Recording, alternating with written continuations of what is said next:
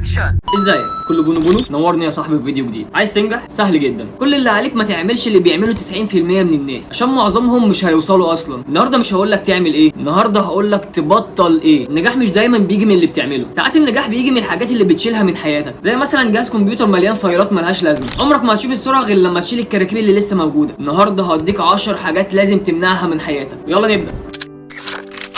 اول حاجه المسكنات العقليه. في ناس كل ما تتخبط في حياتها بدل ما يعالجوا السبب بيروحوا لاسرع مسكن، زي مثلا السوشيال ميديا او السجاير او قعده فضفضه ملهاش نهايه. ده زي مثلا واحد عنده تسريب ميه في البيت بس يفضل ينشف الارض بدل ما يصلح الحنفيه. الفكره هنا بقى ان النجاح ما ينفعش خالص مع المسكنات. النجاح محتاج عمليه جراحيه حتى لو بتوجع. تاني حاجه وهم العجله. زي مثلا هامستر بيجري في عجله، بيعرق ويتعب بس ما بيتحركش سنتيمتر واحد لقدام. بص، مش دايما كل حركه بتساوي تقدم، ساعات انك تقف شويه وتفكر وتختار الاختيار الصح اهم من الجري. تالت حاجه لعبه الممثل الاحتياط. زي مثلا في ناس طول حياتها عايشه حياه الدوبلير، ينفذوا توقعات الناس وبيعيشوا في ظل حد تاني وما يطلعوش ابدا على المسرح الرئيسي. هنا بقى النجاح بيبدا لما تبطل تكون البديل وتقرر تبقى النسخه الاصليه من نفسك. رابع حاجه عباده الخطه. زي مثلا في واحد بيكتب خطه نجاحه كانه بيبني برج خيالي، بس يقعد يعدل ويجمل ويضيف، والنتيجه ايه؟ البرج عمره ما اتبنى. النجاح مش ورق، النجاح طوب بيتحط كل يوم. خامس حاجه الصوت الداخلي المزيف. في جواك اذاعه قديمه كل يوم تشغلك اغنيه ايه بقى؟ مش هتعرف